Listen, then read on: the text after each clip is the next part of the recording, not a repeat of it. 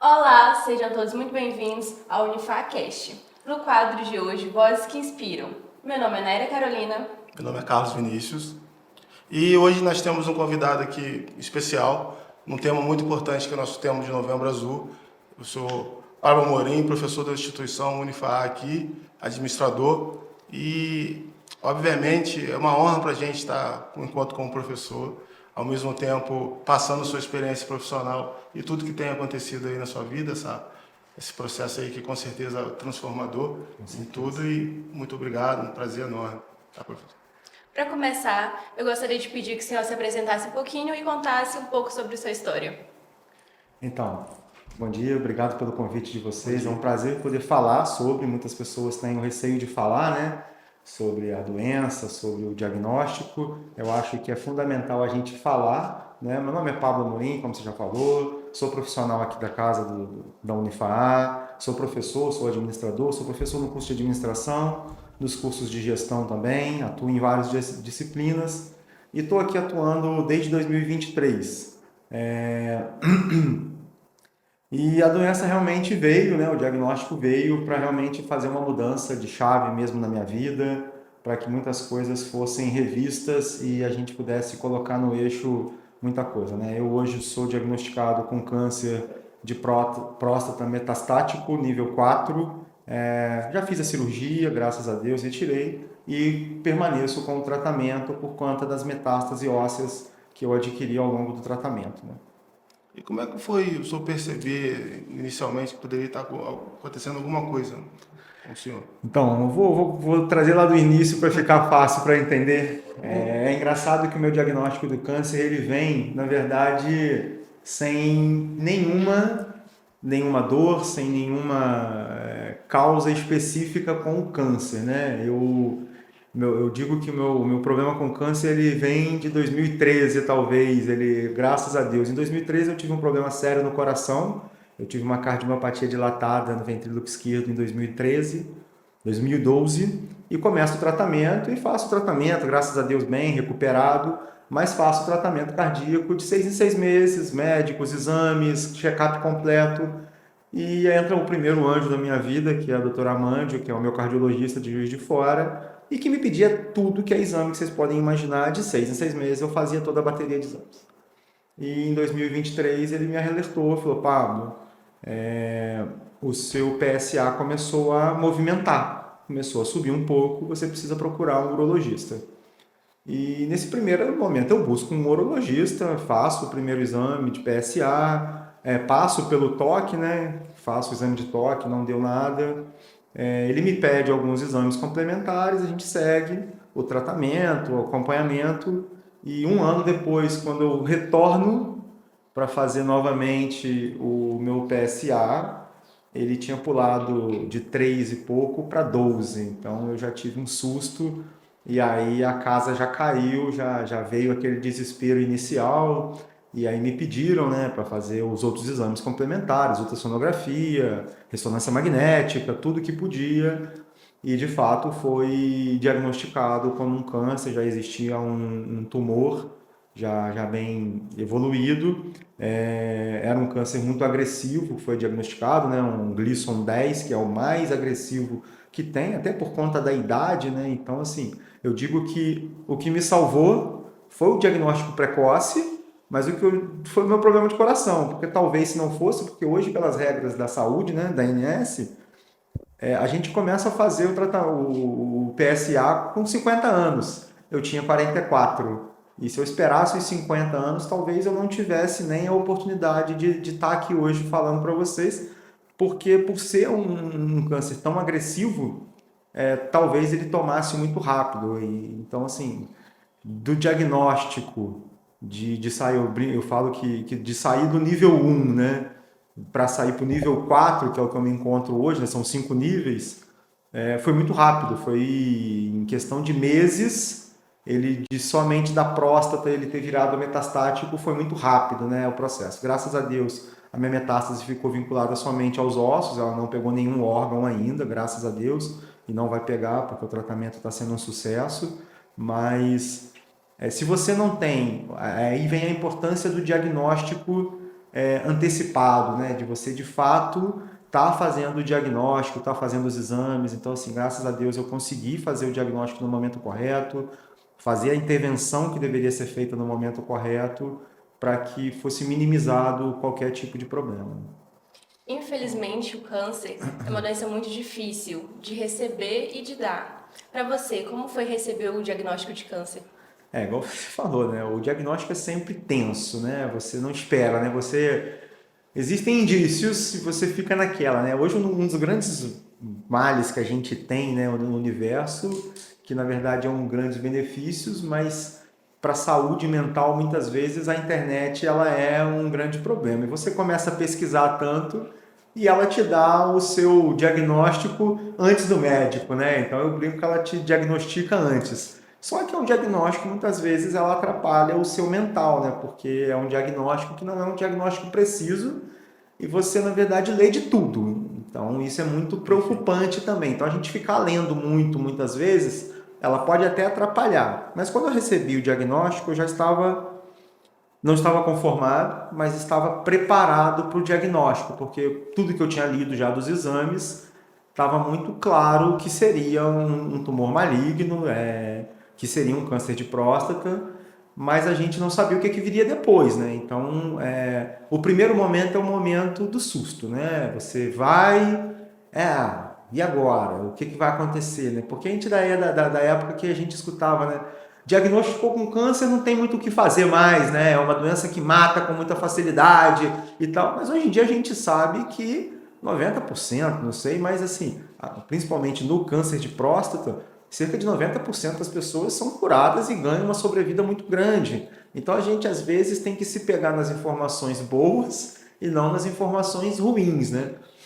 Mas foi um momento tenso para mim, para minha família ali, de realmente como lidar com essa novidade, como lidar com a doença, o que viria pela frente. Foi um momento muito sensível realmente, onde a gente teve que realmente, eu sou católico, a gente se pegou muito mais a Deus ainda, pedimos orações para os nossos amigos e familiares para a gente poder passar esse processo com o melhor da saúde mental possível, que é um grande dos problemas, né? Se você se deixa abater também, a tendência é que a gente vai cair mais ainda, né? É um fato, as doenças psicossomáticas, a gente sabe que tendem a piorar cada vez mais o nosso desenvolvimento da doença mesmo, né? Então, você tem que estar bem mentalmente para poder enfrentar a cirurgia, enfrentar o tratamento. Então, assim, esse primeiro momento foi o momento do susto, de tentar se manter em pé e falar, não, vamos embora, não tem o que fazer. Se você não fizer nada, você já sabe qual que é o resultado. Então, vamos fazer o diferente,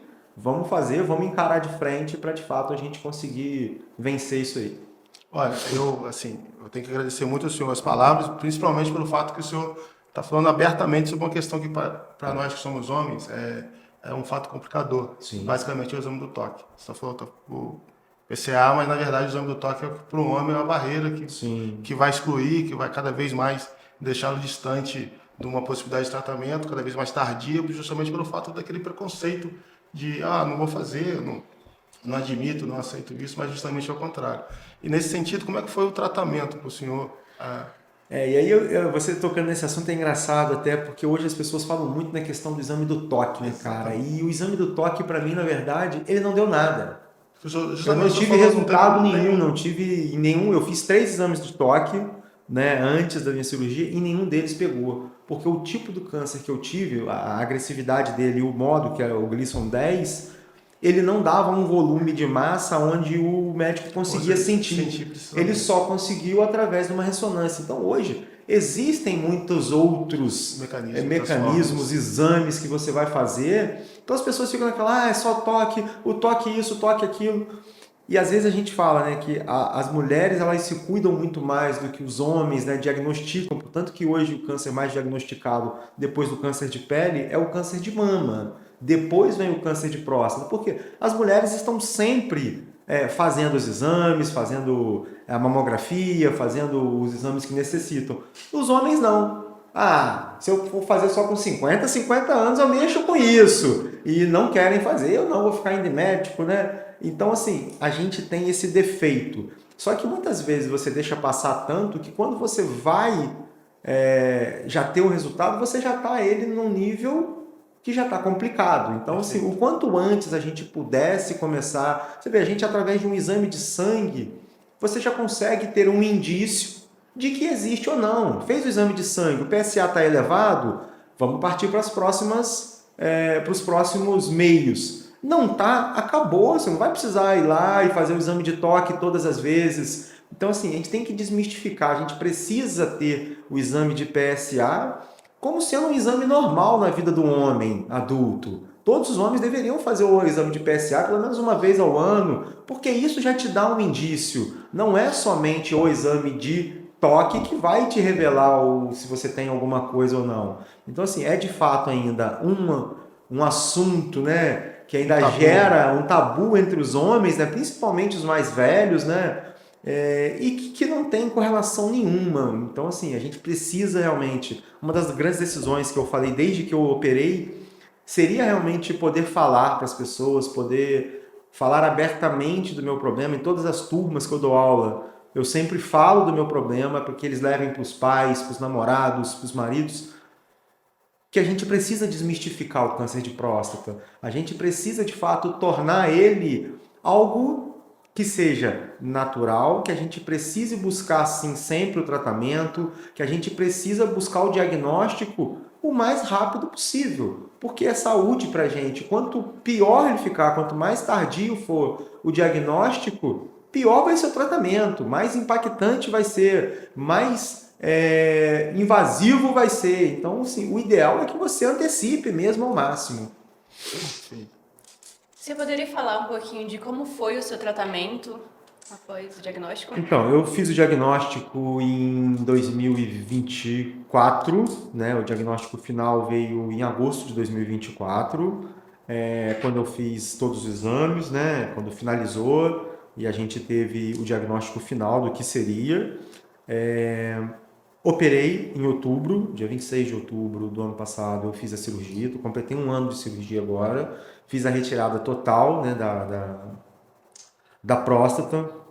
Tive a felicidade, entram mais 2 anjos na minha vida, Dr. Murilo Spinelli, que é o meu urologista, e Dr. Anuar, que é um dos grandes nomes do Brasil na área de urologia e principalmente na área robótica. Ele é um médico de São Paulo que veio operar juntamente com o Dr. Murilo. Eu fiz a cirurgia robótica no hospital de Juiz de Fora. E eu brinco não, hoje em dia não dá para brincar, mas eu falo e brinco mesmo com as pessoas que eu muitas vezes eu entrei para a cirurgia achando que seria tranquilo, vou operar, acabou. E não é tão simples assim, né? O processo pós-cirúrgico ele é talvez mais complicado do que a própria cirurgia. Você entra, eu vou fazer uma cirurgia robótica, vai ser tranquilo, a recuperação é muito rápida. Nem sempre, é de pessoa para pessoa. Eu operei no dia 26 de outubro, a minha recuperação não foi fácil, eu fiquei mais alguns dias internado, tive alta com a sonda, fiquei mais 1 semana em Juiz de Fora, sem condição de vir para casa, com muitas dores ainda. Retirei a minha sonda no dia 4 de novembro, e aí sim eu consegui retornar para Valença nesse dia, e eu falo que foram 3 longos meses, né? O primeiro mês foi um mês muito difícil, de muitas dores, enfim, muitos problemas decorrentes da cirurgia. Os primeiros 3 meses foram, de fato, muito difíceis. Eu não passei, graças a Deus, a minha cirurgia foi um sucesso. Foram 12 horas de centro cirúrgico. Eu lembro que eu entrei às 7 horas da manhã, às 7 horas da noite eu estava saindo do centro cirúrgico. Mas a equipe era uma equipe muito experiente. O doutor Anuar, para você ter ideia, que esse médico que veio de São Paulo, ele tem mais de 1000 cirurgias robóticas na conta dele. Então, um médico com uma experiência vasta e muito conhecimento. O Dr. Murilo é um médico urologista também com muitas cirurgias na conta dele, um médico já antigo de Juiz de Fora. Então, assim, a equipe era muito boa, muito conhecedora, e isso me deu muita segurança também de enfrentar esse processo.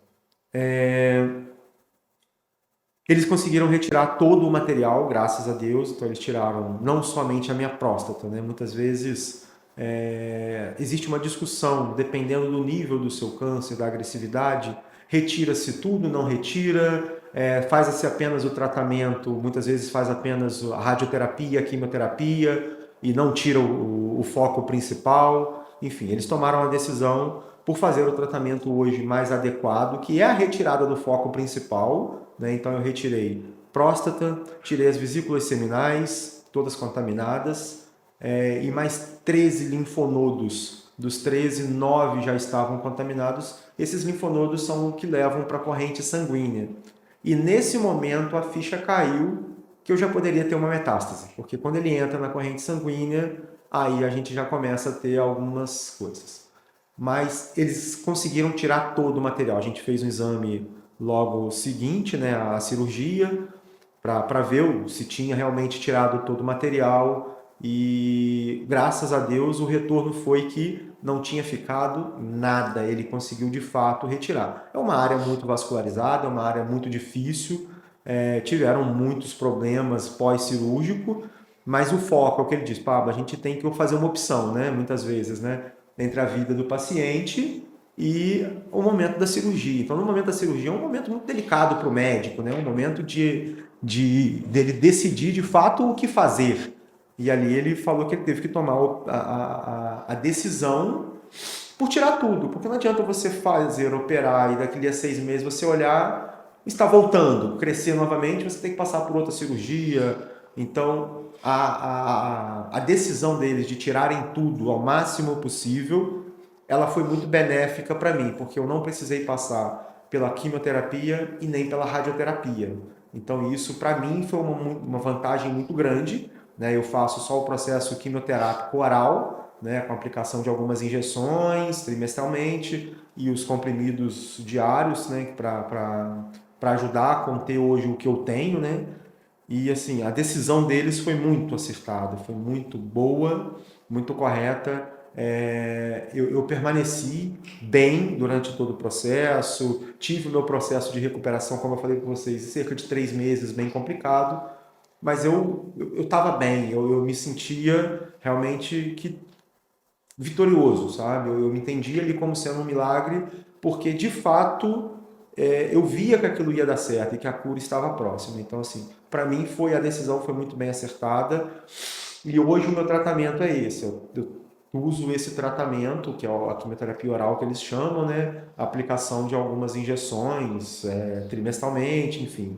Mas eu não passei pelo processo nem da quimioterapia injetável, nem da radioterapia. Então, a decisão da cirurgia, ela de fato, e aí entra mais uma vez o diagnóstico, né? O quanto antes o diagnóstico e o quanto antes a decisão acertada dos médicos vai influenciar muito e impactar muito no pós-operatório, né? Então isso tudo é muito importante a gente entender também.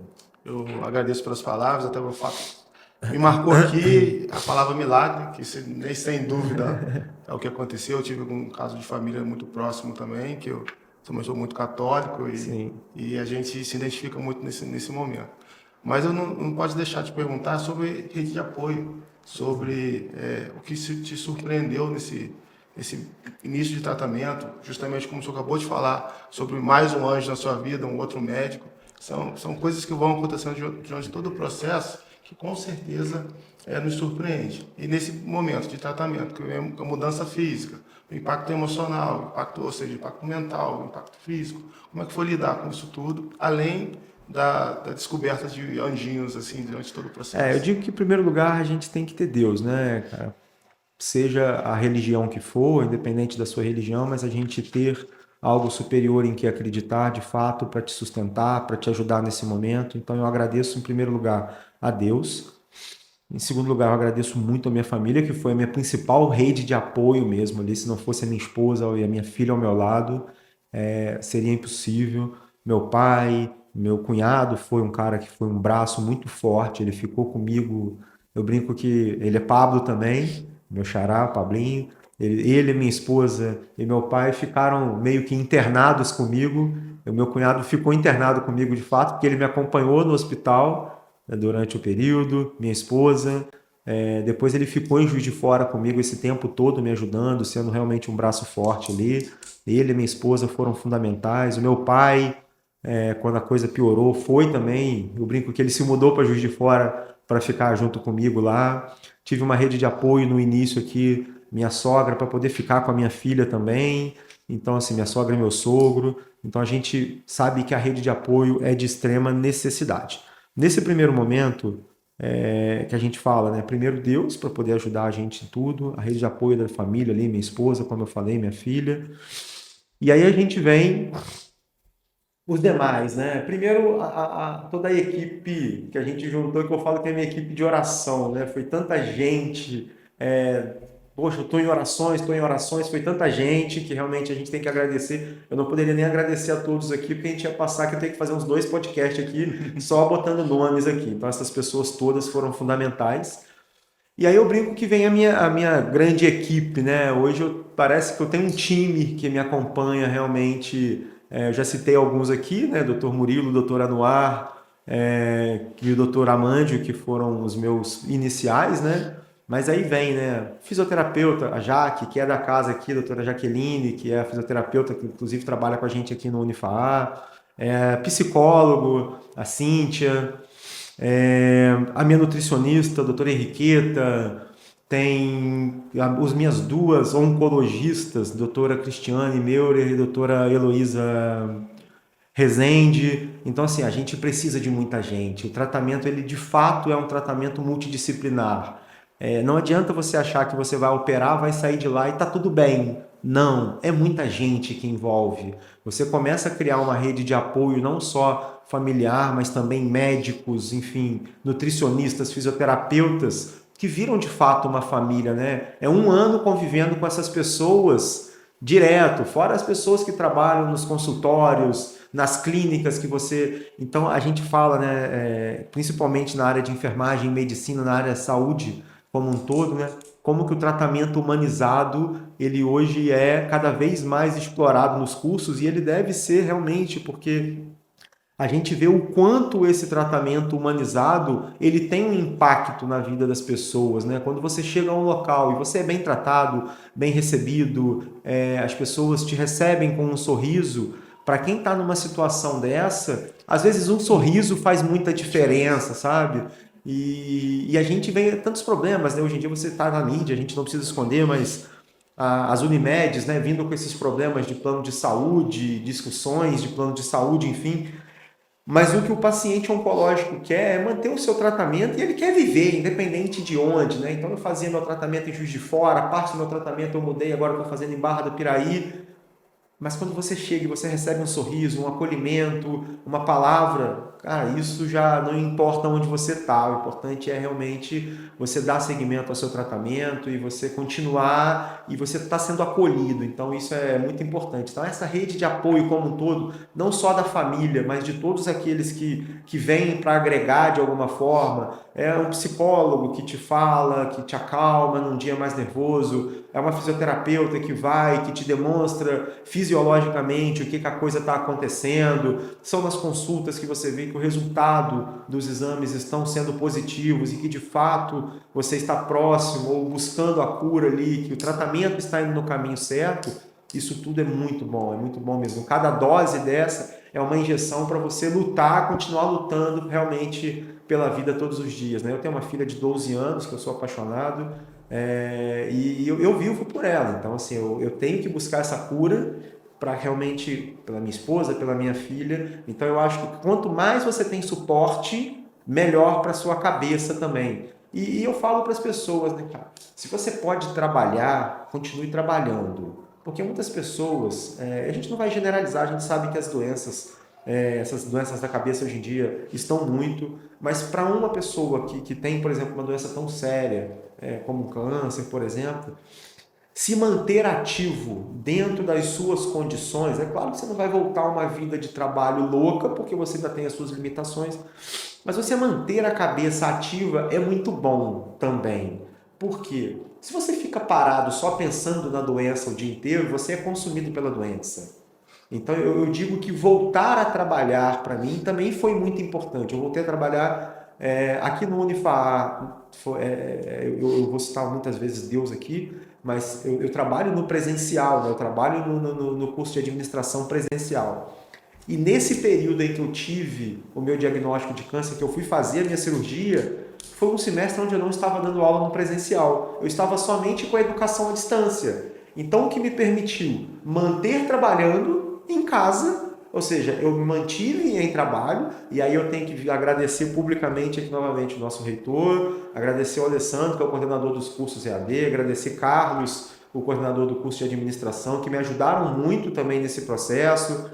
Patrícia Guenove, ela assumiu algumas disciplinas para mim na época que eu não podia dar aula por conta do tratamento. Então, foi uma rede de apoio também que eu tive dentro da instituição. Então, além de tudo, da minha rede de apoio, da minha família, dos médicos, a instituição também me deu muito apoio, sabe? Graças a Deus, eu não estava no presencial, estava somente em casa, trabalhando no EAD, pude continuar com as minhas turmas, corrigindo prova, preparando aula, fazendo o que eu tinha que fazer. E logo na virada do semestre eu já voltei para o presencial novamente. Então eu fiz questão de voltar a dar aula, porque esse contato com o aluno, contato com a instituição, você pensar em outras coisas, eu acho que também é muito importante para você. Como eu disse, pensar só na doença o tempo todo, ela vai te consumir. Então você tem que buscar outras coisas. E isso às vezes até ajuda a esquecer que você tem a doença. Porque você tem que corrigir uma prova, tem que preparar a aula, você vai para a sala de aula. Então, assim, foi muito bom, muito gratificante também receber o retorno que eu recebi dos meus alunos, sabe? Então, isso também é uma injeção de ânimo para a gente, para ajudar no tratamento. Eu acho que é muito importante também. A rede de apoio que você recebeu, ela se torna assim uma família mesmo, porque acolhe, a gente se sente até mais tranquilo. Aí, com relação à igreja, às orações, sabe? É uma coisa muito boa, sabe? Ter a religião ao nosso lado, com pessoas ali nos apoiando, orando pela gente, né? E eu queria perguntar para o senhor qual foi a sua motivação para buscar a cura e, atualmente, o que o senhor percebe teve mudança na sua rotina? Se teve mudança. Então, a busca, em primeiro lugar, foi pela vida, né? Pela minha filha, pela minha esposa. Eu não tinha como, não. A minha opção que foi dada é ela, ou opera ou você sabe qual será o resultado, né? Ainda mais com um câncer tão agressivo que eu tive, o diagnóstico era certo. Então ali eu pensei muito na minha filha, na minha esposa naquele momento e encarar, de fato, poder encarar o que viesse pela frente para de fato estar pronto para continuar a vida. O que a gente tem que pensar é mudar realmente, como você falou, que você mudou depois, né? A gente ainda fica com algumas restrições ainda ao longo de algum tempo, mas eu acho que a gente passa a ter que encarar a vida um dia de cada vez, né? A gente às vezes se planeja tanto, a gente pensa tanto, a gente, é isso, é aquilo, não vou fazer isso agora, porque eu vou fazer no final do ano. E eu digo para as pessoas hoje, faça aquilo que você quer fazer hoje, porque o amanhã a Deus pertence. A gente não Valorizar sabe. a vida. Você tem que valorizar o agora. Vive cada dia de uma vez, acorda de manhã, agradeça por estar vivo, faça o que você tem que fazer para aquele dia. É claro, não planejar a vida, isso é óbvio, porque tudo depende de um planejamento, mas a gente não pode viver somente de sonhos e expectativas de longo prazo. A gente tem que viver o agora, tá com vontade de fazer, faça, tá com vontade de viver, viva, porque amanhã você não sabe o que você vai acontecer na sua vida ou amanhã. Então, o que a gente mudou muito, eu digo a gente, porque foi a minha família, né? A minha família inteira mudou a forma de pensar. E hoje a gente tenta, de fato, viver cada dia, passear o que tiver que passear, brincar o que tiver que brincar, rir o que tiver que rir e pensar realmente na vida, sabe? Então, eu acho que o câncer ele me ensinou muito isso, porque eu pensava muito no trabalho, isso é um fato.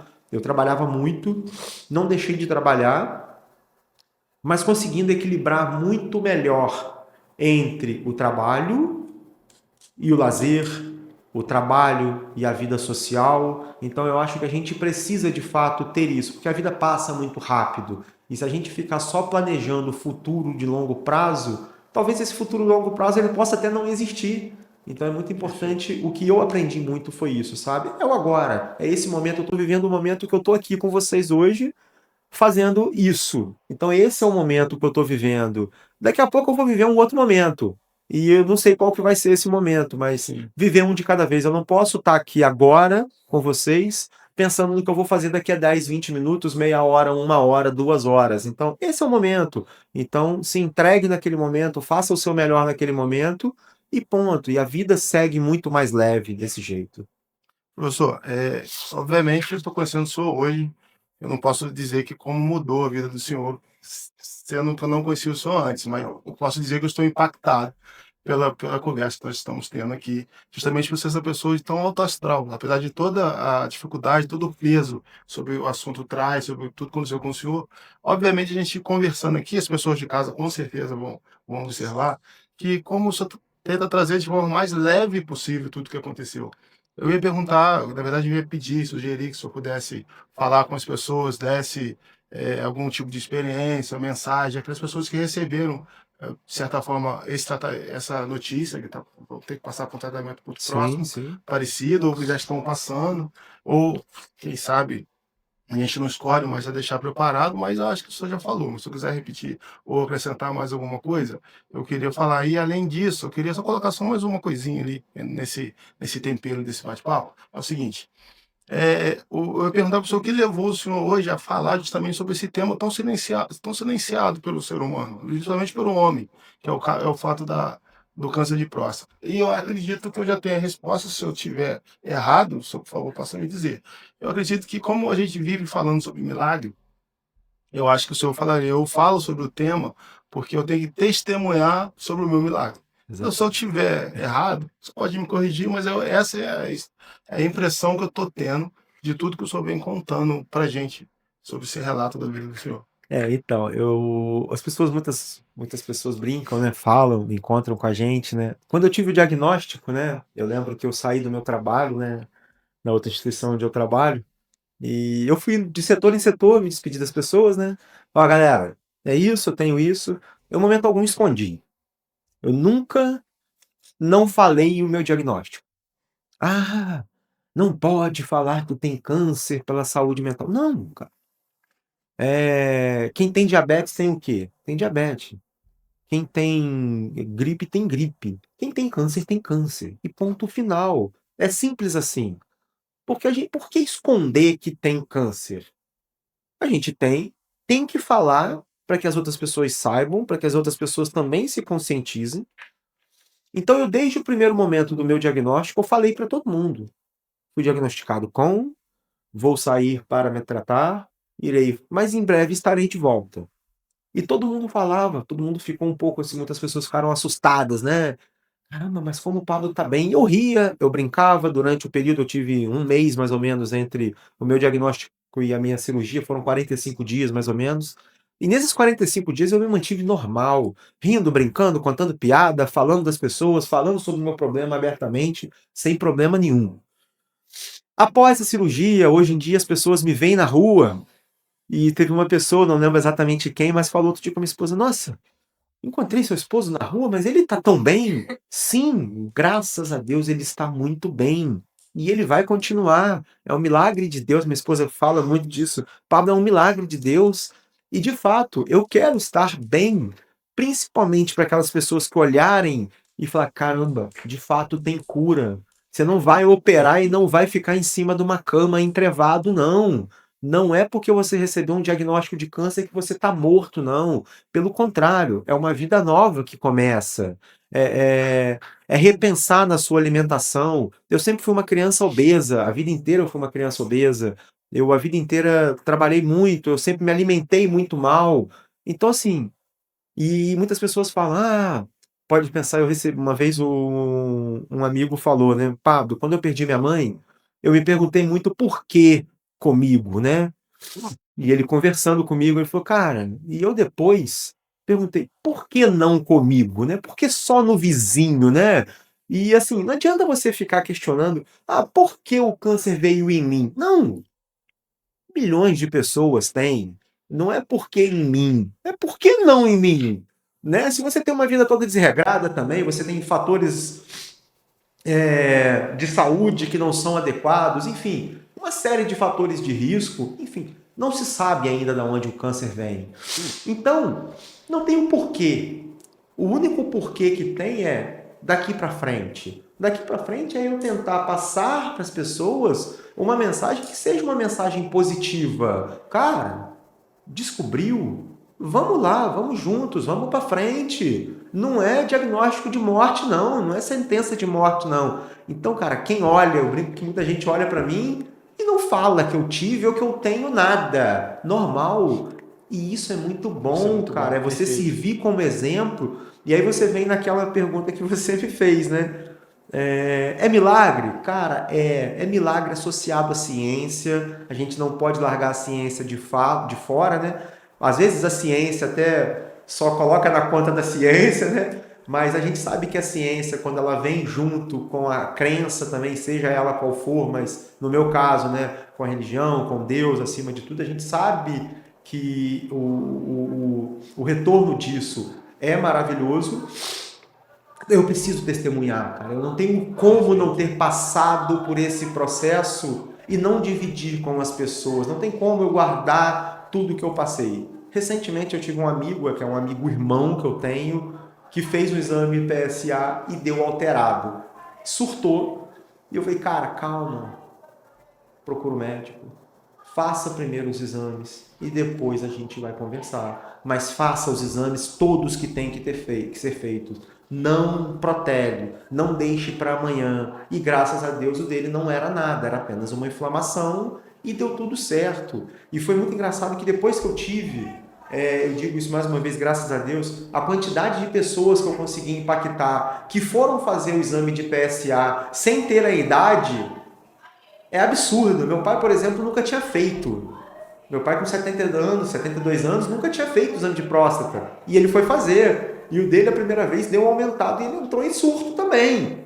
E depois ele refez e deu normal. Então, assim, quantas pessoas eu consegui impactar que buscassem o tratamento? Foi meu cunhado, meu sogro, meu irmão. Muitas pessoas entenderam a necessidade. Então, assim, eu acho que você tem que servir como instrumento de Deus para mudar. Se eu salvei, se eu pude ser instrumento na vida de pelo menos uma pessoa, já está maravilhoso, perfeito, eu já estou muito feliz. Perfeito. E aí fica a dica, tá? Para todo mundo que assistir a gente, não deixe de fazer, tire de fato essa estigma que existe do homem, né? De, não vou fazer por causa do toque. Cara, vamos fazer o exame de toque? Vamos, sem problema nenhum, não tem nada demais. Vamos começar pelo PSA. O PSA, gente, é o primeiro ponto que tem de partida. É um exame de sangue como outro qualquer. Você vai fazer seu exame de sangue, vai ver. Se tiver alteração, aí sim você vai ao urologista, o urologista vai começar a investigação. Mas a gente não pode deixar, eu não vou fazer porque é só com 50 anos. Não. Eu tinha com 44, eu já fui diagnosticado. E conheço casos de pessoas que foram diagnosticadas antes dos 40. Então, embora o que se fale é acima dos 50, por que não fazer? É apenas um exame de sangue. Um exame de sangue salva a sua vida, assim como salvou a minha. Então, cara, o quanto antes você descobrir, mais leve vai ser seu tratamento, mais leve vai ser a sua recuperação, mais rápido você vai estar de volta e mais gente a gente vai conseguir impactar nessa corrente. Porque a gente vê, né, o Outubro Rosa, ele tem um impacto enorme, né? Mas a gente vê que já no Novembro Azul já não é tanto, né? Já não se fala tanto quanto as mulheres falam do câncer de mama. E a gente precisa tornar isso, de fato, um impacto para a sociedade. As pessoas precisam falar do câncer de próstata mais abertamente. Não tem isso. A gente perde tantas pessoas pelo câncer ainda,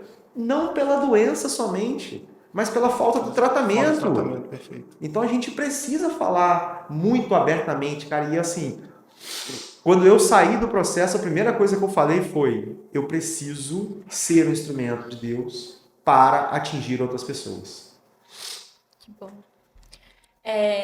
Eu acho que é da natureza humana ter esse pensamento de por que eu, e nunca, tipo assim, jogar pro vizinho, sempre jogar, tomara que seja pro vizinho, mas não seja pra mim, porque eu não quero essa doença pra mim. Mas aí entra a necessidade de fazer os exames e ter o diagnóstico precoce. Pra você, como foi fazer os exames de toque, todos os exames, na verdade, e o que você falaria pra tentar quebrar o tabu do exame de toque? Então, O meu primeiro exame, que para mim era um tabu maior do que o exame de toque, foi a tal da ressonância magnética. E aí eu vou contar a história, eu volto na minha doença do coração. Quando eu fui diagnosticado com a doença do coração, eu tive que fazer uma ressonância magnética do coração. Isso lá em 2012, 2013. E no dia da ressonância magnética teve um problema, não lembro se foi de luz, o que foi, e eu fiquei simplesmente 1h40 confinado dentro de uma máquina de ressonância magnética. Só que na época que eu descobri o meu problema de coração, eu pesava somente 120 quilos. Então, eu cabia dentro daquela máquina certinho. Era só eu dentro da máquina, grudado ali dentro, eu parecia que eu estava mais num caixão do que outra coisa. 1h40 é muito tempo. E eu, de fato, gerei uma coisa que eu nunca tive na minha vida, que foi uma síndrome do pânico com aquela máquina. Quando veio, e nunca mais fiz, eu nunca mais tive necessidade, fiz o meu tratamento, nunca mais precisei fazer a ressonância magnética. E quando veio agora para a descoberta do câncer, eu brinco com o meu médico, era tão delicado que ele até me pediu, posso fazer o exame de toque? Pode ir, é a coisa mais simples do mundo. É muito rápido, não tem dor, não tem incômodo algum, é uma coisa muito simples de ser feito, muito rápido e que salva vidas. Ótimo. Primeiro ponto, façam, sem problema nenhum. Parar com esse estigma não vou fazer. Não, cara, não tem nada demais. Mas aí onde entrou o meu gatilho foi na ressonância magnética. Cara, eu entrei em desespero. Total. Eu falei, eu não vou conseguir fazer. E de fato, quando eu entro no consultório para fazer a minha ressonância magnética, eu começo a suar frio, crise de pânico total. E eu falei, eu não vou fazer, eu não vou fazer, eu não vou fazer, eu não vou fazer. E aí eu falo que entram os anjos, né? Uma enfermeira, eu não sei se ela é enfermeira exatamente, mas que estava lá na clínica para fazer. Ela falou, calma, no seu tempo. Deita na máquina, fecha seus olhos, eu vou te deixar com o rosto para fora para você não ter pânico. Reze, faça a sua oração, feche seus olhos, eu não vou enfiar o seu rosto dentro da máquina para reduzir o pânico e tal. E ela me ajudou muito nesse primeiro processo, sabe? Eu fiz e tranquilo. Dali para cá, eu já fiz outros vários e sempre no mesmo procedimento. Eu entro, deito na maca, fecho os meus olhos, começo a fazer minha oração, não vejo onde eu estou e fico. E um amigo falou na época para mim, ele falou, pá, ressonância, eu entro, fecho o olho e durmo. Quando acaba, alguém me sacode lá dizendo que acabou. Finge que é um momento de descanso seu, é meia hora, 40 minutos no máximo. Finge que é um momentinho que você vai deitar para dormir. E é isso, cara, eu deito ali, fecho meu olho e faço. De fato, de todos os exames que eu fiz, a ressonância foi o que mais me impactou, porque eu tinha já um gatilho com ela. Agora, o toque, gente, não é nada demais. O último exame de toque que eu fiz, quando já estava maior o meu tumor, realmente doeu. Mas é porque quando ele pressionou realmente a próstata ali, aí nesse exame eu senti um pouco de desconforto, mas é porque o meu tumor já estava bem crescido, ele já estava, nessa época, ele já tinha tomado cerca de 75% da minha próstata. Quando eu operei no laudo final, ele já tinha tomado 90% da próstata, então ele cresceu muito rápido. Mas assim, se você não tiver nada, você não vai sentir nada, não vai ter desconforto nenhum, sabe? É um exame muito tranquilo de ser feito, tá? Até porque você não está na mão de profissional. Não é qualquer pessoa. Não é um aventureiro. Não é um aventureiro, é um profissional que sabe exatamente aonde ir, o que fazer, o que ele quer. Então não é uma brincadeira ali de apenas ir e introduzir um dedo no ânus de alguém. Não, é um exame. Como as mulheres fazem os exames delas, os homens também têm que fazerem os seus. E é feito por um profissional. Então assim, tira isso da cabeça. Tem que fazer? Faça. Esse é o primeiro recado. Tem que ser feito. Ele vai salvar a sua vida. Perfeito. Eu queria abrir um paralelo agora aqui para só poder respirar um pouquinho, beber uma água, falar um pouquinho sobre hobby, tirar um pouquinho do tema. E aí, depois disso tudo, qual o hobby do senhor? O que o senhor continua fazendo? Quais são as suas atividades que gosta? Então, cara, eu sou um cara que sempre gostei muito de passear. Eu acho que é uma coisa que você tem que fazer o que você gosta, né? E a gente pegou em passeios, em viajar realmente. E quando você fala em viagens, as pessoas ficam assim, né? Ah, mas eu não tenho dinheiro para viajar. Cara, mas você não precisa viajar para longe, não. Porque quando a gente pega viagem, vai para não sei aonde, vai para o Nordeste, não, cara. Às vezes você passa um ano inteiro juntando dinheiro para fazer uma viagem de final do ano, de fim de ano, que dura às vezes 7 dias, 10 dias. Mas por que você não faz várias viagens ao longo do ano, de um final de semana, como a gente estava conversando aqui, de ir a conservatória, que é 30 minutos da cidade, de ir a uma cachoeira na Santa Clara, que é a 30, 40 minutos, conhecer os distritos e as belezas que a gente tem aqui na nossa própria cidade, ou conhecer lugares próximos à cidade, ir a um hotel, ficar de um dia para o outro aqui próximo. Isso, cara, faz parte, isso distrai a sua mente, muda a rotina. Muda a sua rotina. E ali você faz um esporte dentro do que for da sua condição, pratica uma natação. Eu hoje, graças a Deus, estou podendo frequentar uma academia, estou podendo fazer as minhas caminhadas ainda com algumas restrições, estou podendo fazer minha natação. Mas o que a gente adotou na nossa família como um ponto de apoio para a gente deixar a nossa cabeça sã, é isso, cara. É passear mesmo, é sair o final de semana. Pô, vamos hoje a tal lugar, vamos hoje a tal lugar, passeios rápidos, realmente, aproveitar aquilo que a região tem pra gente. Até porque eu não tenho condição hoje de fazer viagens ainda, né? Muito longas, por conta ainda do meu tratamento. Mas se eu não posso fazer viagem longa, significa que eu não vou fazer nada? Vou ficar trancado dentro de casa, curtindo a minha doença? Não! Faz viagem de meia hora, 1 hora e meia. Vai a Aparecida do Norte, eu gosto muito de Aparecida do Norte. Vai a Itatiaia, vai a Mendes. Tem muita cidade, muita coisa. Rio das Flores, tem Ipiabas, tem shows direto em Ipiabas, conservatória. Gente, tem muita coisa para ser feito próximo. Ao redor aqui. Ao redor, tá aqui do lado da gente. Vai um dia para Rio das Flores, almoçar em Rio das Flores. Cara, mas Rio das Flores não tem nada. Tem.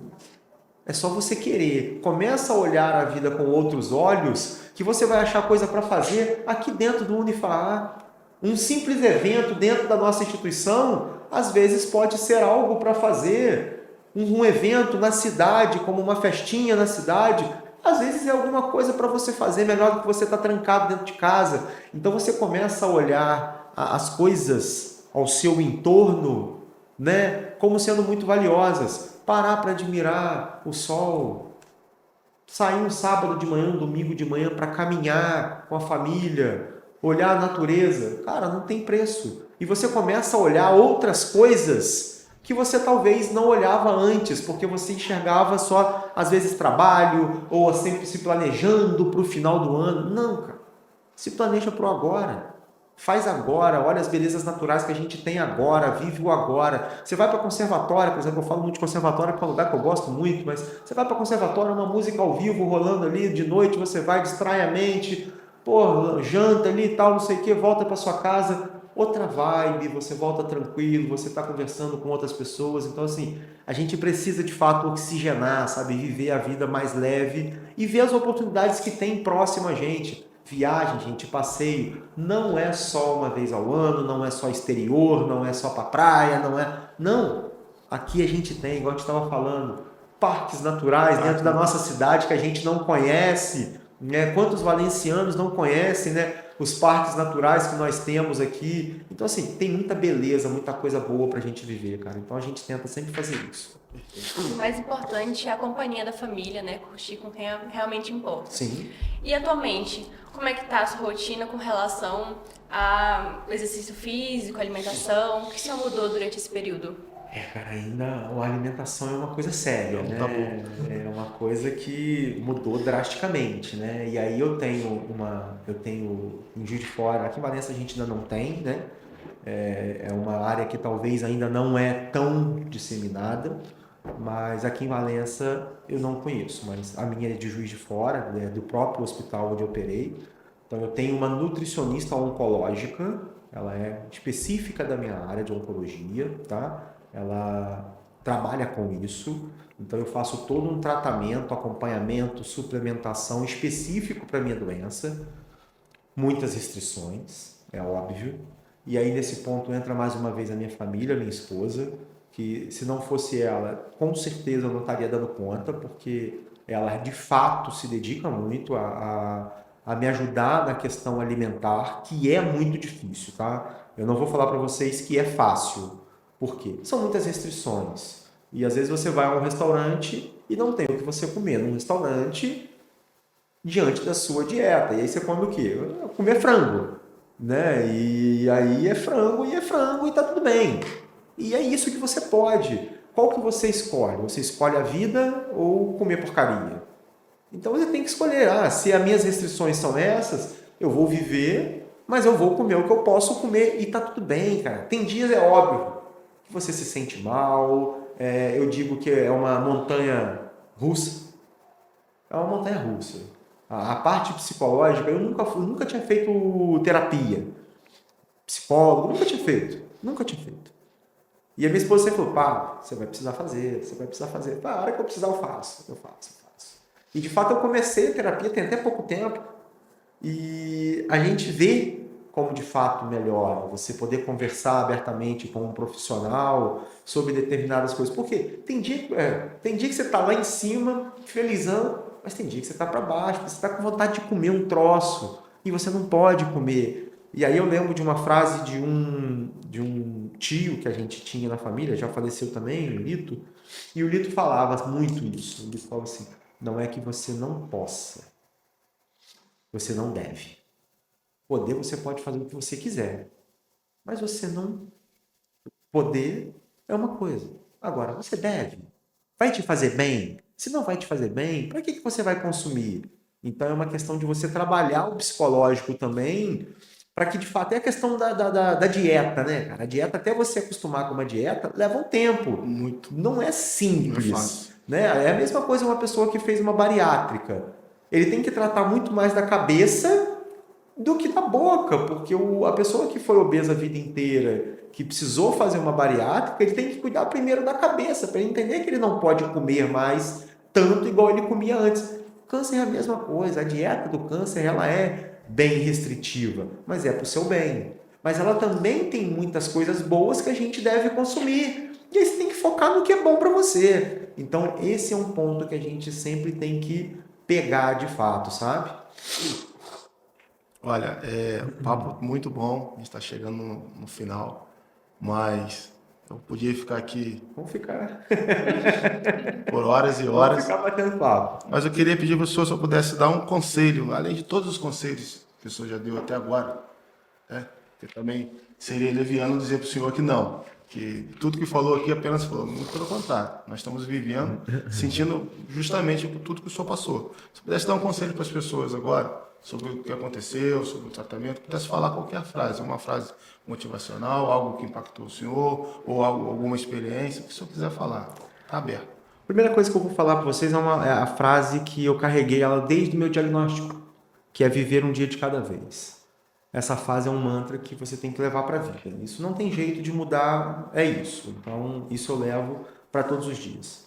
Mas tive um texto, esse texto não é meu, tá? Esse texto é de uma outra paciente oncológica, não é um texto longo, mas eu gosto de replicá-lo em todos os lugares que eu vou, porque acho que todo paciente oncológico se enxerga nele, e eu acho que ele serve como uma experiência. Meu pai dizia para mim sempre o seguinte, feliz daqueles que podem aprender com a experiência dos outros, e eu acho que a gente precisa fazer com que as pessoas aprendam. Então, o ensinamento ele é para ser passado, né? Principalmente como professor, eu não poderia querer ficar guardando. E eu, quando vi esse texto, cara, eu carrego esse texto para onde eu vou, eu falo em todas as minhas turmas, e eu acho que eu não poderia sair de um evento tão bacana como esse aqui, com uma possibilidade de falar para tantas pessoas ao mesmo tempo e não falar desse texto, se vocês me permitem, tá? Vontade. Então, eu poderia dizer que depois do câncer, tudo volta ao normal. Mas a verdade é que não se trata de voltar, e sim de seguir em frente. Descobrir um novo jeito de viver, enxergar a vida com outros olhos, sentir o tempo de outra forma. As prioridades mudam. O que antes parecia urgente já não importa tanto. E o que antes passava despercebido, agora tem um valor imenso. Um abraço apertado, o vento no rosto, a risada espontânea, São nesses detalhes que a vida se refaz. O corpo carrega marcas, algumas visíveis, outras não. Mas cada uma delas conta uma história de coragem, de alguém que enfrentou o medo, suportou a dor e dia após dia encontrou forças para continuar. A pessoa que você era antes do diagnóstico não é a mesma que olha no espelho agora. E tudo bem, porque essa nova versão de você mesmo é ainda mais forte, mais consciente e mais viva. O presente se torna um presente. O aqui e agora ganha um significado que só quem passou por isso consegue entender.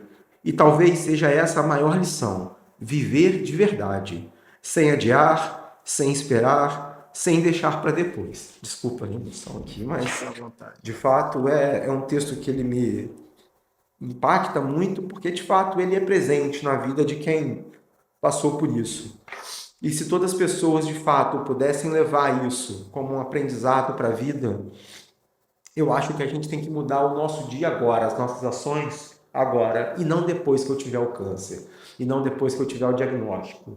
Então mudem as suas atitudes agora, vivam o agora e façam todos os exames que têm que ser feitos agora. Vamos mudar a postura, vamos fazer com que a sociedade de fato entenda, tanto as mulheres quanto os homens. Às vezes eu dou esse depoimento sobre o câncer de próstata em turmas que só tem mulheres. Ah, mas você está perdendo seu tempo. Não. Toda mulher tem um marido, tem um pai, tem um filho, tem alguém, tem algum conhecido homem. A mensagem precisa chegar em algum lugar. Então não é porque eu estou num evento ou num lugar que só tenha mulheres que eu vou deixar de falar sobre o câncer de próstata. Não. Se é para ser falado, vamos falar. Não é porque eu estou num lugar que só tenha homens que eu vou deixar de falar sobre o câncer de mama. Não, podemos falar, porque as pessoas convivem com outras mulheres. Tem irmãos, tem pais, tem mães. Então a gente precisa falar para todo e qualquer tipo de público. Então esse podcast que a gente está fazendo aqui, ele vai atingir homens e vai atingir mulheres. E essas mulheres também que estiverem nos assistindo, que elas consigam replicar, que elas consigam mandar isso para os seus irmãos, para os seus pais, para os seus maridos, tios, enfim, que de fato essa conversa ela consiga ter um impacto, que ela consiga atingir o máximo de pessoas possíveis. E se a gente conseguir salvar uma pessoa, é uma pessoa que a gente está salvando e está maravilhoso. É uma frase tão bonita essa, viva agora, porque a gente sempre deixa para depois eu faço isso, depois eu faço aquilo, e o tempo vai passando, e a gente acaba não vivendo. Então, vivo agora é muito importante. Cara, é o dia, é viver agora. Igual você falou, você veio de longe aí, tá aqui, e por que não? Viveu agora, você aproveitar cada momento. Tá aqui na cidade, você vai viver a cidade. Então, assim, é viver o hoje mesmo, sabe? Cada dia, ele vai ter um significado e ele não vai voltar. Acabou hoje? Acabou, ele não vai voltar amanhã. Você não vai ter tempo de fazer, poxa, eu podia ter feito isso e acabou que não deu tempo de eu fazer. Não, faz. Porque depois que acabou, não adianta lamentar, não. Aí amanhã você faz outra coisa. Mas é o hoje, saiu daqui, cara, eu tô a fim de tomar um café na padaria hoje. Vai, toma um café na padaria. Acabou coisas simples. Às vezes são coisas simples que a gente fala assim, tomar café na padaria. Cara, e qual o problema? É isso que eu quero fazer. Hoje eu vou dar uma volta lá em Parapeúna. Cara, vai dar a volta em Parapeúna. Hoje eu vou passear em não sei aonde. Vai, cara, faça. Para lá, toma um café, bate um papo, joga conversa fiada com alguém fora e volta para casa. Ou então vai só tomar um vento no rosto. A vida é sobre isso. A gente precisa mudar o nosso comportamento e viver, cara. Viver. Porque se algum dia você for embora, você vai falar assim, eu vivi. A vida é muito curta para ser pequena. Então a gente tem que viver cada dia da melhor forma possível. Perfeito. Obrigado pelo texto. Obrigado por dedicar esse tempo com esse texto, porque com certeza eu posso dizer que, cara, já me impactou, já me transformou em uma pessoa diferente. Eu cheguei como uma pessoa, só viu que eu cheguei aqui acelerado, e eu vou sair diferente, pensando num todo, porque o papo foi muito importante. Que legal. Quero passar para o público aqui, principalmente para os homens. Olha, perdem o medo, perdem o preconceito. Simplesmente vamos buscar, vamos prezar pela saúde, seja através inicialmente de um tratamento, ou de uma pesquisa, ou de uma consulta médica. Novembro Azul, ele traz a importância justamente de nós homens olhar para a nossa saúde. Nós homens, basicamente, olhamos para a saúde de todos, esquecemos da gente, por vários momentos. E não é o momento para isso. Dedicamos esse mês, basicamente, para dedicarmos à nossa própria saúde. E, se possível, também à saúde dos outros. Mas, nesse momento, é nosso. Então, acima de qualquer coisa, tenha a certeza que, se você está bem, você consegue cuidar de todos os outros. Agora, se não está bem, você não vai cuidar de ninguém. Então, eu agradeço aqui pelas vozes que explicaram ao professor Pablo Amorim, por tudo que ele falou, por tudo que ele trouxe. Me emocionei em vários momentos da nossa conversa. Tentei segurar o máximo possível aqui para não te atrapalhar, mas foi, de certa forma, 100% de certeza, muito impactante. Acho que foi um episódio muito importante para a gente aqui, enquanto instituição, enquanto objetivo do nosso podcast. Então, só tenho a agradecer. Muito obrigado. Gente, sem palavras para agradecer. Primeiro, parabenizar toda a equipe de vocês aqui, a iniciativa de vocês. Isso aqui é muito importante, a gente poder falar é muito importante, tá? A estrutura de vocês, tudo muito maravilhoso, realmente. Obrigado por me dar a oportunidade de falar, isso é muito importante, é uma coisa que eu sempre almejei, de poder falar abertamente e principalmente a visibilidade que um cast desse tem. Então, assim, obrigado vocês pela condução maravilhosa. E aproveito só finalizando, o exame de PSA, gente, ele é extremamente barato, você não precisa de pedido, você vai a qualquer laboratório, você faz, é barato e sai rápido, então não é uma desculpa para não cuidar da saúde. Todo mundo pode ir lá na clínica lá, né, no laboratório, pedir para fazer o seu exame de PSA e ali você começar de fato ver. Se tiver alto, aí você procura, mas o ideal é que você procure o seu urologista e realmente comece a verificar. Então, assim, é uma mensagem que precisa ficar. Você falou muito bem agora, é o momento da gente, né? É o mês da gente se cuidar um pouco também, né? Então, não vamos deixar isso passar, tá? Obrigado, gente. Obrigado mesmo de coração. Foi um prazer muito grande estar aqui com vocês hoje. Obrigado. Queria agradecer a sua presença aqui, ter vindo hoje no podcast, a vocês que nos assistiram até agora. E esse foi mais um episódio do UnifaCast no quadro Vozes Sem Escolha.